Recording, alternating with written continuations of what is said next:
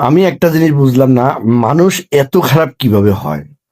যে একটা খাবারের জিনিস মিষ্টি, এটা মানুষে খাবে, এইটার মধ্যে কিভাবে তারা মিষ্টি মধ্যে কিভাবে তারা মেডিসিন মিক্স করে, কিভাবে তারা রং মিক্স করে? মানে এটা তো আজকের থেকে শুরু হয়নি, এটা অনেক আগে থেকে শুরু হয়েছে। এমনি এমনি এগুলা হয় নাই, এমনি এমনি হয় না, অনেক আগের থেকে শুরু হয়েছে। এদেরকে কেউ বাধা দেওয়া দেয় নাই এতদিন। এখন এদের চর্বি মোটা হয়ে গেছে গা। মানে যা খুশি তা মানুষের খাওয়ায়, এদের অবস্থা হয়েছে এরকম।